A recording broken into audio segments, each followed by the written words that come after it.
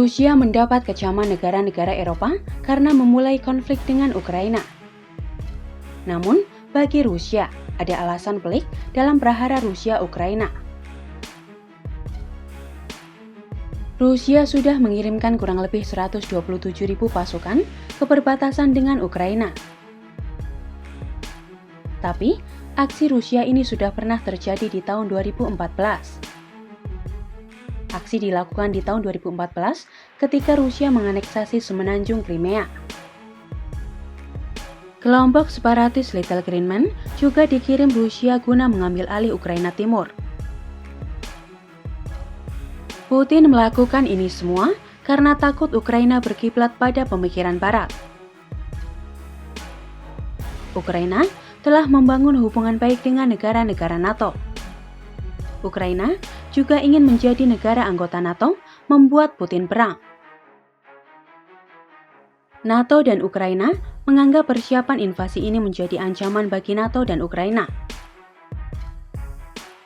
Sementara Putin menganggap Rusia dan Ukraina adalah satu kesatuan. Dengan Ukraina condong ke Eropa Barat, Putin merasa Rusia sudah dirampok. Sudah menjadi rahasia umum jika kontrol Rusia atas Ukraina dilakukan dengan paksa. Rusia beberapa kali mengirimkan Perdana Menteri boneka untuk menguasai Ukraina. Begitulah cara Putin menguasai dan menggerogoti Ukraina dari dalam. Pemimpin pro-Rusia di Ukraina juga sudah direncanakan Putin sekarang. Kali ini, Yevhen Murayev yang dimanfaatkan Rusia. Yevhen Murayev sendiri masih menghadapi sanksi Rusia. Mata-mata Inggris juga menyebutkan sejumlah politikus lain dalam plot Rusia itu. Tetapi, Rusia tidak mau mengakui jika mereka menyusupi pemerintahan Ukraina.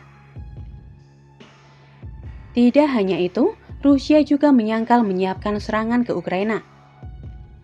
Pejabat-pejabat Rusia menyangkal dan menyebut laporan intelijen sebagai provokasi.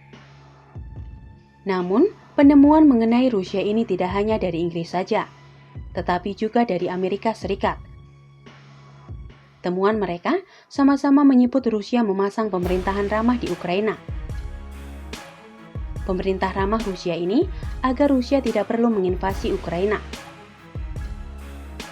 Rusia juga menggunakan mata-mata untuk menimbulkan perbedaan pendapat. Hal ini guna memunculkan kebingungan bagi negara Barat.